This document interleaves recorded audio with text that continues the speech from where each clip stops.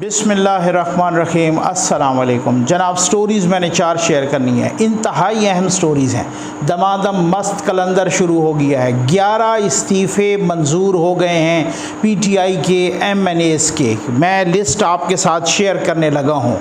General साहब मान चुके हैं कि पार्टियाँ हम तोड़ते हैं। इमरान खान साहब मान चुके हैं कि काफ लीग को किसने बनाया। कौन कौन से जज की फैमिली पीटीआई में शामिल है। और जनाब चीफ जस्टिस ऑफ पाकिस्तान को आज शिकस्त फाश हुई है।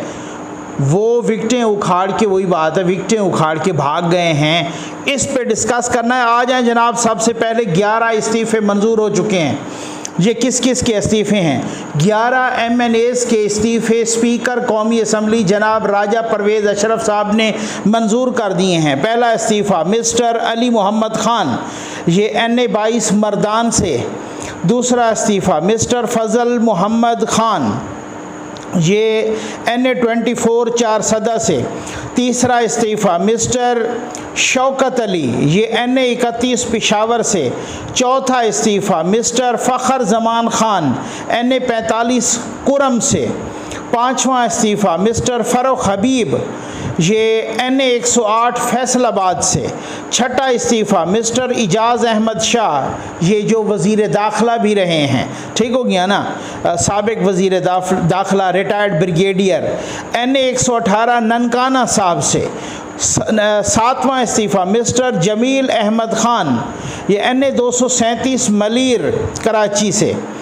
और उसके बाद 8वां मिस्टर मोहम्मद अकरम चीमा, NA 239 कुरंगी कराची से। मिस्टर अब्दुल शकूर शाद साहब, NA 246 कराची से।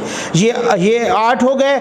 9वां इस्तीफ़ा खसूसी सीट से ख़वातीन की मखसूस नशिस्त से डॉक्टर शीरी मज़ारी साहबा का आया है, ठीक हो गया ना। ये रिज़र्व सीट ख़वातीन के लिए ये कबूल हुआ है। और 11वां मिस शानदा गुलजार साहबा, ये भी रिज़र्व सीट है ख़वातीन की, इसका हुआ है। अच्छा, अब मैं कुछ क्वेश्चन करूँगा, फिर जल्दी जल्दी बहुत ही अहम स्टोरीज़ हैं, मैं उन पे आता हूँ। बात ये है, ये इस्तीफ़े 11 क्यों कबूल हुए हैं? आपने देखा कोई 4 इस्तीफ़े जो है ना KPK से, 2 इस्तीफ़े कोई पंजाब से, इसी तरह से कोई 3 इस्तीफ़े उनके वो कराची से आए हैं, अपना 2 या 3 और 2 मखसूस नशिस्तों पर। तो ये शकूर शाद साहब वही हैं जिन्होंने बिलावल साहब को शिकस्त दी थी या दिलवाई गई थी, जो भी आप कह सकते हैं।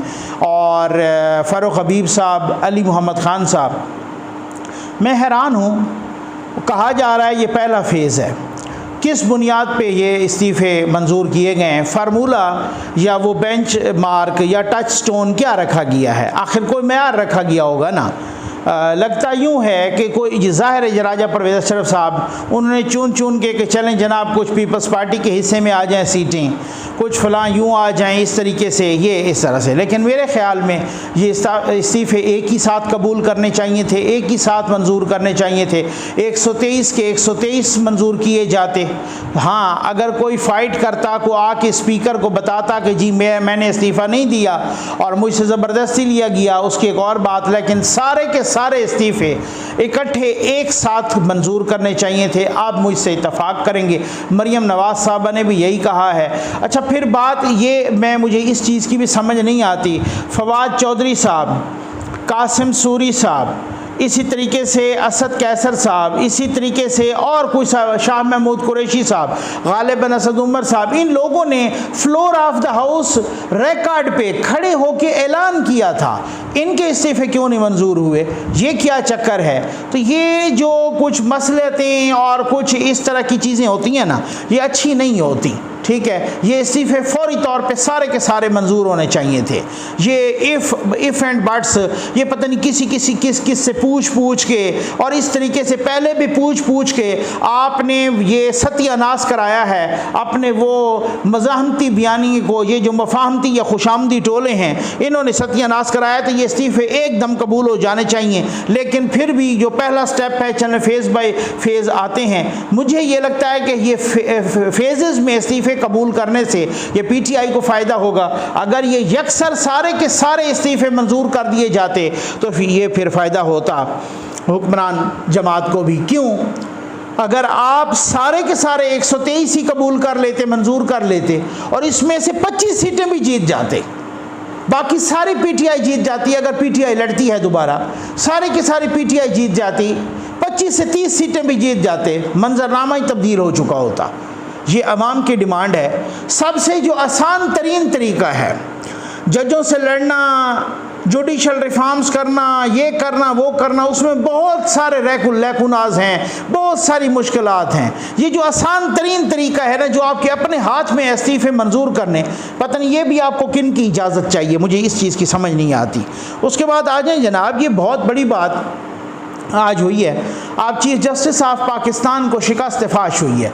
कल मैंने एक वीडियो की थी, आपको याद होगा, और मैंने कहा था कि एक बहुत बड़ी वारदात डलने लगी है और 5 जूनियर जजेस चीफ जस्टिस साहब अपनी मर्ज़ी के ला रहे हैं। हालांकि हामिद खान साहब जैसे लायर तो ये कह रहे हैं, बाकी भी वकला की बॉडीज़, कि चीफ जस्टिस साहब अपनी मर्ज़ी के नहीं बल्कि कंट्रोल टावर की मर्ज़ी के ला रहे हैं, बल्कि इस्टेब्लिशमेंट की मर्ज़ी के ला रहे हैं। क्योंकि जब से जस्टिस काजी फ़ाइज़ ईसा के केस में इस्टेब्लिशमेंट को सुप्रीम कोर्ट में शिकस्त फाश हुई है, उस वक्त से उन्होंने ये तहिया किया हुआ है कि आप सुप्रीम कोर्ट में हमने ऐसे जजेस भरने हैं जो जजेस हमारी खुशनुदी के लिए काम करें। तो हामिद खान साहब कहते हैं कि जनाब वही जजेस भरे जा रहे थे और आज उनको शिकस्त फाश हो गई है। चीफ जस्टिस साहब को भी और कंट्रोल टावर को भी शिकस्त फाश हुई है। लेकिन अलमिया ये है कि जनाब 5 वोट मुखालफत में पड़े हैं, 4 वोट हिमायत में पड़े हैं, और इस तरीके से चीफ जस्टिस साहब और इनको शिकस्त हो गई है। चीफ जस्टिस साहब भाग निकले हैं, उनके पीछे जस्टिस इजाजुल एहसन साहब, जो उन्होंने भी उन्हीं को वोट दिया था, वो भी भाग निकले हैं, इजलास छोड़ के चले गए। और फिर उसके बाद कहा कि इजलास मौखर हो गया है। जस्टिस काजी फ़ाइज़ ईसा साहब ने ख़त लिखा है, उन्होंने कहा मौखर कोई नहीं हुआ, आपको शिकस्त ये आप शिकस्त तस्लीम करें और आप मिनट्स जो है ना जारी करें इसके, और इसके मिनट्स जारी करें, और आप जो है ना इस तरीके से मिनट्स जारी करें और बताएं कौम का ये हक है, अवाम का आईनी हक है, उनको पता चले। उन्होंने लिखा है जनाब कि ये 5 वोट अगेंस्ट हुए, अब अगर आएंगे तो नए नाम आएंगे, ये रिजेक्ट हो चुके हैं। हामिद खान साहब ने भी कहा है कि चीफ जस्टिस साहब को ऐसा नहीं करना चाहिए।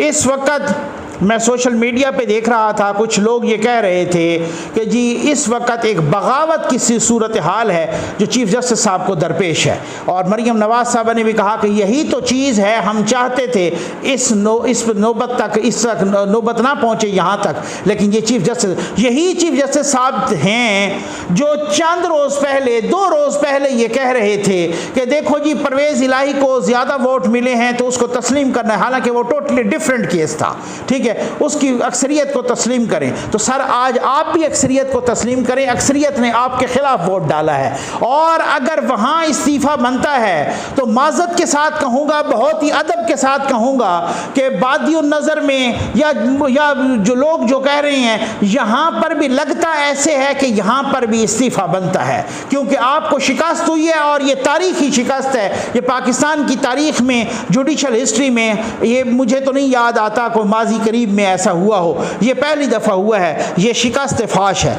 आ जाए जनाब, कौन कौन से जजेस साहबान हैं जिनकी फैमिलीज़ पीटीआई में हैं। माशाअल्लाह क्या बात है, ये ज़रा सुन लें नदीम मलिक साहब का ये क्लिप, ये वो क्या कह रहे हैं।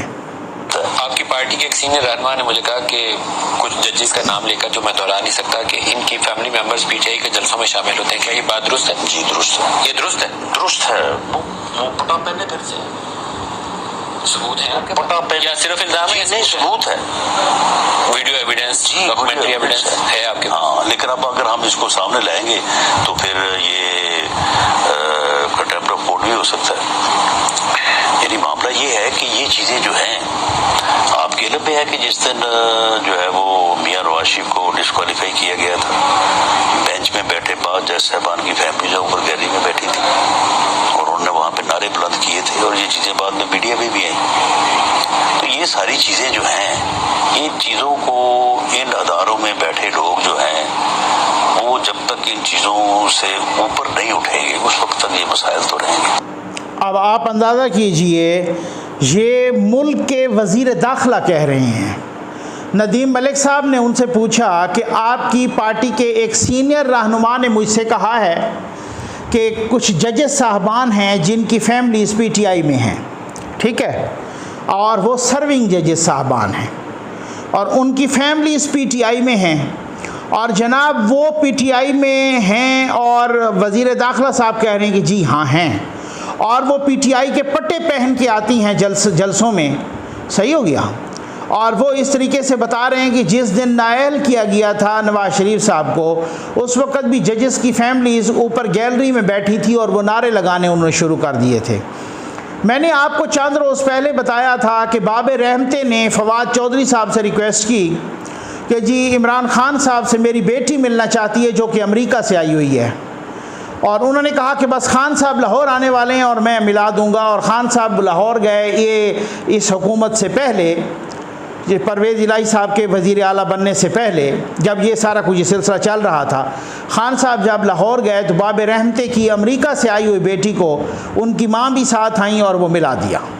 तो बात यह है कि अगर ख़ान साहब, मैं इंतहाई अदब के साथ कहूँगा, ख़ान साहब आपकी बेटियों को पसंद है या आपकी बीवियों को पसंद है, मुझे इससे मसला नहीं है। वो आपकी पसंद नापसंद जाती है, वो आपका आईनी कानूनी हक़ है किसी पार्टी से एफिलिएशन या किसी लीडर को पसंद करना या मोहब्बत करना, कुछ भी हो, मुझे उससे मसला नहीं है।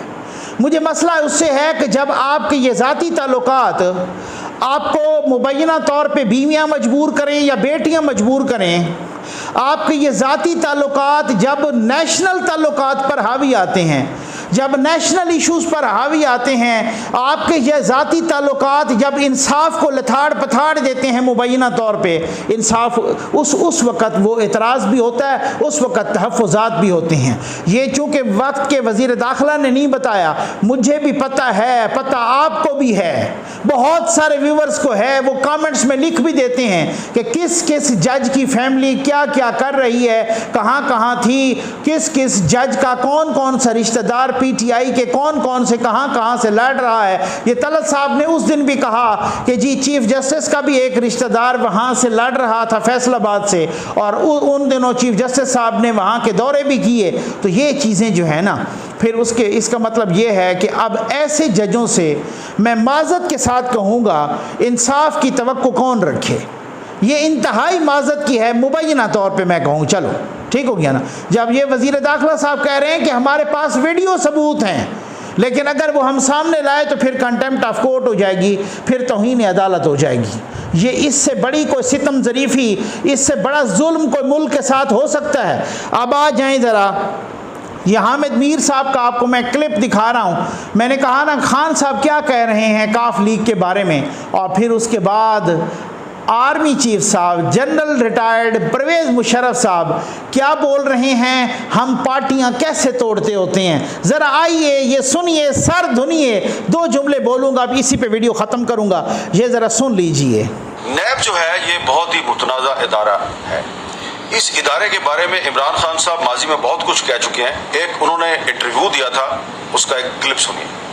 जनरल मुशर्रफ ने करप्शन के ऊपर हाथ वाला इसलिए नहीं किया, उन्होंने इसलिए किया कि उन्होंने नैब को इस्तेमाल किया एक पार्टी बनाने में। उन्होंने नैब को इसलिए नहीं इस्तेमाल किया करप्शन खत्म करने में। उन्होंने ये जो कॉम्प्रोमाइज की करप्शन करप्ट लोगों से पावर में आने के लिए, जो हर कोई करता है। बात सियासत की नजर हो गया ना मुशर्रफ साहब। नहीं तो सियासत की तो शुरू में भी नजर, जब नैब ने बहुत बड़ा हाथ था नैब का काफ लीग बनाने में। नैब बहुत बड़ा हाथ था काफ लीग का नैब का काफ लीग बनाने में, यानी मुशर्रफ साहब ने काफ लीग बनाई, उसी काफ लीग का आज वज़ीर आला बनाया, और ये काफ लीग नैब ने बनाई और मुशर्रफ साहब ने बनवाई, ये इमरान खान साहब कह रहे हैं। और यूथियो ज़रा थोड़ा सा, अच्छा ओ सॉरी मैं भूल गया, आपका अपर चैम्बर खाली है। अब आपको क्या बंदा तफक्कुर की तदब्बुर की दावत दे कि जी सोचो, सोचता वो है जो यहाँ। अच्छा चलें आगे चलते हैं, अगला बयान भी ज़रा सुन लें, ये क्या कह रहे हैं। बड़ा हाथ था काफ लीग बनाने में, और इल्जाम लगाया मुशर्रफ साहब पे। अब मुशर्रफ साहब को चाहिए था डिनाई करते, लेकिन वो एक और इंटरव्यू में क्या कह रहे हैं जरा वो भी सुन लें। ये पेट्रियट बनाने का फैसला भी आपका था? फैसला तो फाइनल फैसला मेरा था। नंबर गेम में पूरा नहीं हो रहा था ना, TMLQ गवर्नमेंट में नहीं बना सकती थी, नंबर पूरे नहीं थे। तो it was this patriot group जो आई है ना, ये काम जो है ये बैकग्राउंड में होते हैं और जाहिर है इसमें एजेंसीज इन्वॉल्व होती हैं और उसमें ये फैसल सालेहात ने अच्छा काम, इसने वो ग्रुप बनाकर तोड़ दिया और हमारे नंबर पूरे हो गए। हमें ये बात सही है, कुछ लोग जो जिनका कैरेक्टर जिनके कैरेक्टर पे दबा था वो किया है। यस, ये मुशर्रफ साहब ने इतना एतराफ़ कर लिया। वाकई हामिद मीर साहब की बात ठीक है कि मुशर्रफ साहब को दाद देनी चाहिए कि उन्होंने एतराफ़ किया, ठीक है ना, उन्होंने एतराफ़ जुर्म किया। शायद इस वजह से भी किया, उनको पता मेरा कोई क्या बिगाड़ सकता है। जिस मुशर्रफ साहब ने ये कह दिया हो कि constitution is just a piece of paper, it should be thrown in the dustbin, ये तो एक रद्दी का टुकड़ा है, जो आइन है, जो दस्तूर है, इसको तो रद्दी की टोकरी में फेंक देना चाहिए। तो जिस मुशर्रफ साहब ने ये कहने की हिम्मत कर ली हो और कहा हो कि मेरा कोई कौन बिगाड़ सकता है, उल्टा मज़ाहिर अली नकवी साहब जैसे जजेस हों माज़त के साथ, ठीक है, नकवी साहब हैं वो भी, तो वो माज़त के साथ वो जजेस हों, मुशर्रफ साहब को जिस अदालत ने सज़ा सुनाई हो, आपको पता है कि वो किस तरह के इस दबंग किस्म के जज अल्लाह बख्शे, उन्होंने वो सज़ा सुनाई थी जस्टिस वकार सेठ साहब की सरबराही में उस अदालत ने। मज़ाहिर अली अकबर साहब उठे, उन्होंने उठ के वो फैसला तो छोड़ दीजिए, उस अदालत को उड़ा दिया। माशाल्लाह, मैं को आप भी दाद दे दें, एक दफ़ा माशाल्लाह कह दें, और उनको उठा के सुप्रीम कोर्ट में ले जाया गया। यही तो हामिद खान साहब कह रहे हैं, इसी तरह तो होता है। मुशर्रफ साहब कह रहे हैं हमने पैट्रियट बनाई थी, हमने पीपल्स पार्टी को तोड़ा था, फैसल साले हयात साहब ने बड़ा अच्छा काम किया था, काफ लीग से हुकूमत नहीं बन पा रही थी, हमारे बंदे कोई कम हो गए थे, वो तोड़ने थे। ये बैकग्राउंड पे काम होता है और ये एजेंसियां काम करती हैं। ये खुद जनरल साहब कह रहे हैं कि ये एजेंसियां काम करती हैं, ठीक है ना, यानी हमारी एजेंसियां यही पार्टियां तोड़ती हैं, और ये खुद मुशर्रफ साहब कह रहे हैं कि ये इसी तरह से होता है। और साथ ये भी कह रहे हैं कि हाँ ये ठीक है कि कुछ लोगों के किरदार पर धब्बा था, उन लोगों को भी हमने शामिल किया। तो जाहिर है जिन लोगों के किरदार पे धब्बे होते हैं ना, जिनकी फाइलें होती हैं, जो काने होते हैं, काने, ठीक हो गया ना, ये वही काने शामिल होते हैं, और बुलंद किरदार वालों को ख़रीद कोई नहीं सकता। इस तरीके से नहीं होता कि बुलंद किरदार वाले, ये काने शामिल होते हैं इधर उधर, ठीक हो गया ना, और डिक्टेटर का वो, और इस तरीके से उनका सहारा बनते हैं। और जिनका किरदार भी दागदार था, कहते हैं उनको भी हमने लिया था। क्या एतराफ़ है, ठीक हो गया ना, माशाअल्लाह। और जनाब आखिरी स्टोरी ये है कि पीडीएम ने आज बड़े फैसले किए, और उन फैसलों में एक बहुत सारे ऐलानात भी किए, और इस पर मैं अलग से वीडियो भी करूंगा। लेकिन मुख्तसर ये है कि अहम तरीन मुतालबा कि ये फॉरेन फंडिंग का केस क्यों रुका हुआ है, ये अब तक फॉरेन फंडिंग का केस क्यों नहीं आया, ये अपना सामने क्यों नहीं आया, इस पर खुल के इंशाअल्लाह अगली वीडियो होगी। आज ये भरपूर मुतालबा हुआ, इसका फैसला महफूज हुआ है या हनूत हुआ है, क्या हुआ है, ये क्यों नहीं आया, फॉरेन फंडिंग का केस आ क्यों नहीं रहा, इसके सामने किसने गिट्टे गोडे रखे हुए हैं, इसको किसने रोका हुआ है, अगली वीडियो में तफसील से बताऊंगा इंशाअल्लाह। उम्मीद है आपको वीडियो पसंद आई होगी। आपका बहुत बहुत शुक्रिया।